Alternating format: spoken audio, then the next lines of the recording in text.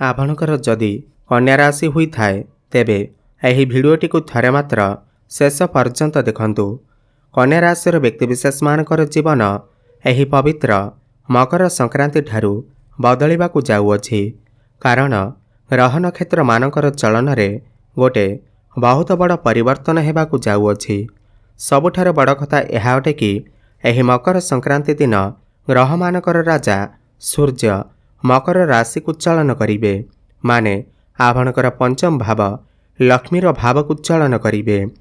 यह सहित शुक्र एवं मंगल एवं बुध आपणकर पंचम भाव को चलन करिवे एवं गुरु आपणकर दशम भाव क्यारियर भाव रे रही नक्षत्र परिवर्तन करिवे, जहाद्वारा आपणकर भाग्य रे गोटे बड़ परिवर्तन हेबाकु जाउअछि। आपणकर जीवन रे चलिथिबा समस्त दुख कष्ट एवं समस्यार अंत हेबाकु जाउअछि एवं पुणी थरे एही मकर संक्रांति ठारू आपणकर जीवन रे खुशी फेरिबाकु जाउअछि। तेबे आसंतु जानिबा एही मकर संक्रांति ठारू आपणकर जीवन रे कौन सबु बड़ परिवर्तन हेबार अछि। एहा पूर्वरु जदि आपणकर भी कन्या राशि होइथाए एवं आपण भी ईश्वर को सच्चा हृदय रे भक्ति करुथांती विश्वास करुथांती तेबे एही भिडियोटी को लाइक करी कमेंट बॉक्स रे जय सूर्यदेव जय माँ लक्ष्मी अवश्य लिखि दियंतु। देखंतु पूर्वरु सूर्य आपणकर चतुर्थ भाव रे थिबारु आपणकर टिके स्वास्थ्य जनित समस्या देखा देउथिला। यह सहित आपणकर मांकर स्वास्थ्य रे मध्य समस्या देखा देउथिला। आपणकर धन जनित समस्या मते देखा देउथिला। आपण ऋण नेइथिले किंतु ऋण सुझी पारु नथिले। ऋणर भार आपणकर ऊपर बढ़ी जाइथिला। गृह परिवार रे खुशीर वातावरण नथिला। शिक्षा क्षेत्र रे समस्या देखा देउथिला। आपणकर अननेसेसरी खर्च हेउथिला। समाज रे आपणकर मान सम्मान नथिला। आपण जो भी क्षेत्र रे हाथ देउथिले सेथिरे आपणको सफलता मिली पारु नथिला। परिश्रम अनुसायी आपणको सफलता मिली पारु नथिला। चाकरीटीए मध्य प्राप्ति होई पारु नथिला। संतान संतति पाई आपण चिंतित थिले। आपणकर व्यापार वाणिज्य रे लॉस हेउथिला। प्रेम जीवन रे मध्य समस्या देखा देउथिला। तेबे एही भली जहा भी समस्या आपणकर जीवन रे चालुथिला ताहा एबे माने एही मकर संक्रांति ठारू दूर हेबाकु जाउअछि। आपणकर जीवन रे पुणी थरे खुशी फेरिबाकु जाउअछि। आपणकर जीवन रे नूतन सूर्य उदय हेबाकु जाउअछि। देखंतु एही मकर संक्रांति ठारू चारि गोटी ग्रह आपणकर पंचम भाव लक्ष्मीर भाव रे चलन करिवे एवं पंचम भाव आपणकर शिक्षा क्षेत्र प्रेम जीवन संतानर भाव होइथाए। आपणकर बुद्धिर भाव होइथाए। तो जो दंपति माने दीर्घ दिन धरी संतानर अपेक्षार थिले, जो दंपति माने संतान सुख पाई पारु नथिले, सेमानकु एही मकर संक्रांति परे संतान सुख मिलिबार यथेष्ट संभावना बनुअछि। काहेकिना शनि मध्य आपणकर सप्तम रे बसी प्रथम भाव को दृष्टि देउछंती। संतान सुख तो अवश्य प्राप्ति हेबा।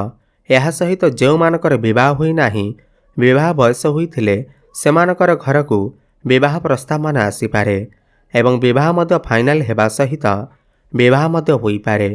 आपण जदि पूर्वरु प्रेम संपर्क रे अछंती समस्त सुख प्राप्ति हेबा। भौतिक सुखर प्राप्ति हेबा। भ्रमण सुख प्राप्ति हेबा। प्रेम जीवन रे लागि रहिथिबा सबु प्रकार समस्या दूर होई जिबा। जो मानकर कथावार्ता बंद होई जाइथिला, ब्रेकअप होई जाइथिला, सेमानकर पुणी थरे कथावार्ता होई पारे, प्याचअप होई पारे। आपणकर जीवन रे केही नूतन पार्टनर मध्य आसी पारंती। शिक्षा क्षेत्र रे मध्य आपण बहुत अधिक उन्नति प्रगति करिवे। उच्च शिक्षा करिबा पाई बाहर को जाई पारंती। मनपसंदर कॉलेज रे एडमिशन होई पारे। एही मकर संक्रांति परे जदि आपणकर किछि कॉम्पिटिटिव एग्जाम अछि, सरकारी स्तर रे किछि परीक्षा अछि, तेबे सेथिरे आपण निश्चिंत भाव रे उत्तीर्ण करिवे। राहु षष्ठ रे थिबारु आपण जदि एही मकर संक्रांति परे कोनोसी भी प्रतियोगिता रे भाग नेउछंती, कॉम्पिटिशन रे भाग नेउछंती, क्रीडा क्षेत्र रे अछंती, तेबे सेथिरे आपण निश्चिंत भाव रे सफलता लाभ करिवे। पाठपढ़ा क्षेत्र रे आपण किछि ना किछि बड़ परिवर्तन अवश्य करिवे। एही चारि गोटी ग्रह पंचम भाव रे रही आपणकर एकादश भाव लाभर भाव को दृष्टि देवे। ଯାହାଫଳରେ ଆକସ୍ମିକ ଧନଲାଭ ହେବାର ସମ୍ଭାବନା ବନିବ। ଆପଣଙ୍କର ପୂର୍ବ ଅପେକ୍ଷା ଆପଣଙ୍କର ଆୟରେ ବୃଦ୍ଧି ଦେଖିବାକୁ ମିଳିବ। ଆପଣ ପଇସା ମଧ୍ୟ ସଞ୍ଚୟ କରିବେ। ବ୍ୟାଙ୍କ ବାଲାନ୍ସ ବଢ଼ିବ। ଫାଇନାନ୍ସିଆଲ ଗ୍ରୋଥ ହେବ। ଯେଉଁମାନେ ସେୟାର ମାର୍କେଟ, ଷ୍ଟକ୍ ମାର୍କେଟ ଏବଂ ଟ୍ରେଡିଂରେ କାମ କରୁଛନ୍ତି ସେମାନଙ୍କୁ ଆକସ୍ମିକ ଲାଭ ମଧ୍ୟ ପ୍ରାପ୍ତି ହେବ। ବଡ଼ ଭାଇ ଭଉଣୀମାନଙ୍କ ସହିତ ସମ୍ପର୍କ ମଜବୁତ ବନିବ। ଏବଂ ଏକାଦଶ ଭାବ ଆପଣଙ୍କର ଇଚ୍ଛା ପୂର୍ତ୍ତିର ଭାବ ହୋଇଥାଏ। ଦୀର୍ଘଦିନ ଧରି ଆପଣଙ୍କର ମନରେ ଯେଉଁ ଇଚ୍ଛା ଅଭିଳାଷ ଥିଲା ତାହା ଏହି ମକର ସଂକ୍ରାନ୍ତି ପରେ ପୂର୍ଣ୍ଣ ହେବାକୁ ଯାଉଅଛି। ଏବଂ ଶୁକ୍ର ମଧ୍ୟ ଆପଣଙ୍କର ପଞ୍ଚମରେ ରହିବେ, ଯିଏକି ଆପଣଙ୍କର ଭାଗ୍ୟ ଭାବର ଅଧିପତି।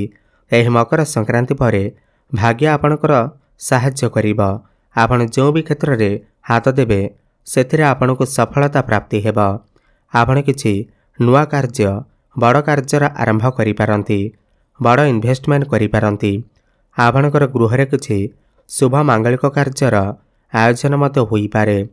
ଆପଣ କିଛି ଭୂମି, ପ୍ରପର୍ଟି, ଜମି, ନୂତନ ଯାନବାହନ କ୍ରୟ କରିପାରନ୍ତି। ନୂତନ ଗୃହ ମଧ୍ୟ ନିର୍ମାଣ କରିପାରନ୍ତି। ଆପଣ କୌଣସି ଧାର୍ମିକ ସ୍ଥାନକୁ, ଦୂର ସ୍ଥାନକୁ ଯାତ୍ରା କରିପାରନ୍ତି। ପୈତୃକ ସମ୍ପତ୍ତିରୁ ଆପଣଙ୍କୁ ଲାଭ ମଧ୍ୟ ପ୍ରାପ୍ତି ହୋଇପାରେ। ପିତାଙ୍କର ସାହାଯ୍ୟ ସହଯୋଗ ଆପଣଙ୍କୁ ପ୍ରାପ୍ତି ହେବ। ଦେଖନ୍ତୁ, ବୃହସ୍ପତି ବର୍ତ୍ତମାନ ଆପଣଙ୍କର କ୍ୟାରିୟର ଭାବରେ, କର୍ମର ଭାବରେ ନକ୍ଷତ୍ର ପରିବର୍ତ୍ତନ କରୁଛନ୍ତି, ଯାହାଫଳରେ ଆପଣଙ୍କର କର୍ମକ୍ଷେତ୍ରରେ କିଛି ନା କିଛି ବଡ଼ ପରିବର୍ତ୍ତନ ଅବଶ୍ୟ ଘଟିବାକୁ ଯାଉଅଛି। ହୁଏତ ଆପଣଙ୍କର ଟ୍ରାନ୍ସଫର ହୋଇପାରେ କିମ୍ବା ଆପଣଙ୍କର ପ୍ରମୋସନ ହୋଇଯାଇପାରେ। ଆକସ୍ମିକ ଭାବରେ ପ୍ରମୋସନ ହୋଇଯାଇପାରେ। କୌଣସି MNC କମ୍ପାନୀରୁ ଜବ୍ ଅଫର ମଧ୍ୟ ଆସିପାରେ। ଆପଣଙ୍କର ଭିତରେ କାମର ଦାୟିତ୍ୱ ବଢ଼ିବ, ରେସ୍ପନ୍ସିବିଲିଟି ବଢ଼ିବ। ଆପଣ ନୂଆ ନୂଆ କାମ କରିବାକୁ ପସନ୍ଦ କରିବେ। ସବୁଠାରୁ ବଡ଼ କଥା ଏହା ଅଟେ କି ଯେଉଁମାନଙ୍କ ପାଖରେ କୌଣସି ବି ଚାକିରି ବାକିରି ନାହିଁ, ଯେଉଁମାନେ ବେରୋଜଗାରୀ ଅଛନ୍ତି, ସେମାନଙ୍କୁ ନୂତନ କର୍ମ ପ୍ରାପ୍ତି ହେବାର ମଧ୍ୟ ଯୋଗ ବନିବ। ସମାଜରେ ଆପଣଙ୍କୁ ମାନ ସମ୍ମାନ ପ୍ରାପ୍ତି ହେବ। ଲୋକ ପ୍ରତିଷ୍ଠା ବଢ଼ିବ। ଆପଣଙ୍କର ଲୋକପ୍ରିୟତା ବଢ଼ିବ। ଆପଣ ଆପଣଙ୍କର କାମକାର୍ଯ୍ୟକୁ ନେଇ ବିଦେଶ ଯାତ୍ରା ମଧ୍ୟ କରିପାରନ୍ତି। ଦେଖନ୍ତୁ, ରାହୁ ଆପଣଙ୍କର ଷଷ୍ଠରେ ଅଛନ୍ତି, ଯାହାକି ଆପଣଙ୍କ ପାଇଁ ଅତ୍ୟନ୍ତ ଶୁଭ ଅଟେ। ଯେଉଁ ବ୍ୟକ୍ତିବିଶେଷମାନେ ପୂର୍ବରୁ ଋଣ କରଜର ମାୟାଜାଲରେ ଫସି ରହିଥିଲେ, କରଜ ଶୁଝିବାକୁ ବାଟ ପାଉନଥିଲେ, ତ ଏହି ମକର ସଂକ୍ରାନ୍ତି ପରେ ଆପଣ ସମସ୍ତ ଋଣ କରଜରୁ ମୁକ୍ତି ପାଇବେ ଏବଂ ସମସ୍ତ ଶତ୍ରୁମାନଙ୍କ ଠାରୁ ମଧ୍ୟ ଆପଣ ମୁକ୍ତି ପାଇବେ। ଶନି ଆପଣଙ୍କର ସପ୍ତମରେ ଥିବାରୁ ଯେଉଁ ବ୍ୟକ୍ତିବିଶେଷମାନେ ବ୍ୟାପାର ବାଣିଜ୍ୟ କରୁଛନ୍ତି ସେମାନଙ୍କର ବ୍ୟାପାର ବାଣିଜ୍ୟରେ କିଛି ନା କିଛି ବଡ଼ ପରିବର୍ତ୍ତନ ଅବଶ୍ୟ ହେବ। ଆପଣ କିଛି ନୂତନ ବ୍ୟାପାର ଆରମ୍ଭ କରିପାରନ୍ତି। ପାର୍ଟନରସିପ୍ରେ ଆପଣ କିଛି ବ୍ୟାପାର ଆରମ୍ଭ କରିପାରନ୍ତି। ଆପଣଙ୍କର କଷ୍ଟମର ବଢ଼ିପାରନ୍ତି, କ୍ଲାଏଣ୍ଟ ବଢ଼ିପାରନ୍ତି। ପୂର୍ବ ଅପେକ୍ଷା ଆପଣ ଆପଣଙ୍କର ବ୍ୟାପାର ବାଣିଜ୍ୟରେ ଉନ୍ନତି ଦେଖିବାକୁ ପାଇବେ। ଯେଉଁ ବ୍ୟକ୍ତିବିଶେଷମାନେ ଅନଲାଇନ୍ କ୍ଷେତ୍ରରେ କାମ କରୁଛନ୍ତି, ଫାଇନାନ୍ସ କ୍ଷେତ୍ରରେ ଅଛନ୍ତି, ବ୍ୟାପାର ବାଣିଜ୍ୟ କରୁଛନ୍ତି, କୃଷିଭିତ୍ତିକ କାର୍ଯ୍ୟ କରୁଛନ୍ତି, ଟ୍ରାଭେଲ୍ ଆଣ୍ଡ ଟୁର୍ର କାମ କରୁଛନ୍ତି, ସେମାନଙ୍କୁ ଅନେକ ସଫଳତା ପ୍ରାପ୍ତି ହେବ।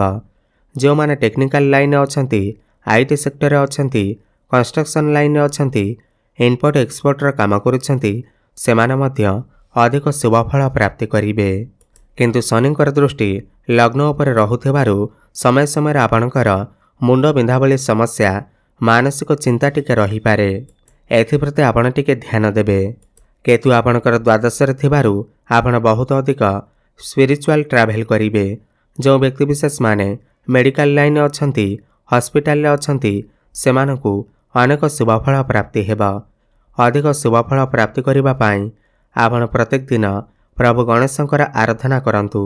ପ୍ରତ୍ୟେକ ବୁଧବାର ଦିନ ଗୋମାତାଙ୍କୁ ସବୁଜ ଚାରା ଖାଇବାକୁ ଦିଅନ୍ତୁ ଏବଂ ପ୍ରତ୍ୟେକ ଦିନ ସନ୍ଧ୍ୟାରେ ହନୁମାନ ଚାଳିଶାର ପାଠ କରନ୍ତୁ ଏବଂ ସୂର୍ଯ୍ୟଙ୍କୁ ପ୍ରାତଃ ସମୟରେ ଜଳାର୍ଘ୍ୟ ଅର୍ପଣ କରନ୍ତୁ।